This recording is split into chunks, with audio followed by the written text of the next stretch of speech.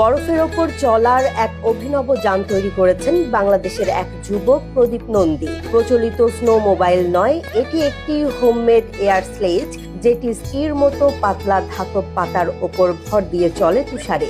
আর পেছনে বসানো বিশাল প্রপেলারের মাধ্যমে বাতাসের ধাক্কা তৈরি করে এগিয়ে চলে সামনের দিকে। প্রপেলারটা হচ্ছে যে সম্পূর্ণ কাঠের তৈরি, এটা কাঠে দিলে ভালো হয়। যন্ত্রটি দেখতে অনেকটা বিমানের কাঠামোর মতো হলেও এটি উঠতে পারে না, তবে বরফের ওপর দুর্দান্ত গতিতে ছুটে চলতে সক্ষম। বরফ আছে ওই দেশে চলাচল, উনি আমাদের বাংলাদেশের গৌরব, ওনার জন্য এই জিনিসটা তৈরি হয়েছে, এখনো পর্যন্ত অন্য কেউ তৈরি করতে পারছে না।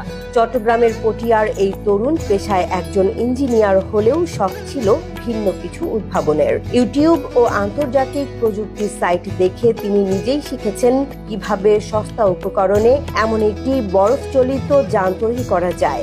বললাম আমি যাব, ওই জন্য ওদের কাছে ওয়েবসাইট দেখছি, তো আমাকে প্রথমে হোটেল দেখিয়েছে এবং এই সমস্ত গাড়িগুলো দেখিয়েছে। এটা কোনটায় আমার থেকে বাংলাদেশি টাকায় প্রায় 5 থেকে 6,000 টাকা ওরা নিবে।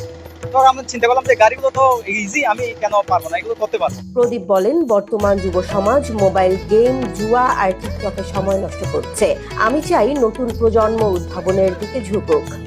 আমাদের যে তরুণ প্রজন্ম, তারা গেমস খেলতেছে, জুয়া খেলতেছে, তারাও যদি এগুলো দেখে, আপনাদের মাধ্যমে প্রচারটা দেখে, তারাও আমার মতো বিভিন্ন টেকনোলজিগুলো যেটা আছে সেটা নিয়ে দাঁড়াবে। প্রদীপের এই উদ্ভাবন এক নতুন অনুপ্রেরণা, যা প্রযুক্তির জগতে বাংলাদেশের সম্ভাবনাকে আরো এক ধাপ এগিয়ে নিয়ে যেতে পারে বলে মনে করেন স্থানীয়রা। যুব সমাজ যদি এগুলো দেখে, এটার প্রতি ইন্টারেস্ট বাড়বে আর কি, ইন্টারেস্ট বাড়বে, আরো মোটামুটি ভালো দিকে যেতে পারবে।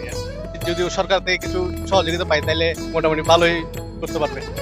বাইকের ইঞ্জিন আর লোহার পাত দিয়ে তৈরি যানটি নিয়ে 2026 সালে যুক্তরাজ্যে অনুষ্ঠিতব্য আন্তর্জাতিক প্রযুক্তি মেলায় অংশগ্রহণের প্রস্তুতি নিচ্ছেন প্রদীপ। সরকারি সহযোগিতা পেলে তিনি যানটি উপস্থাপন করতে চান বৈশ্বিক পর্যায়ে।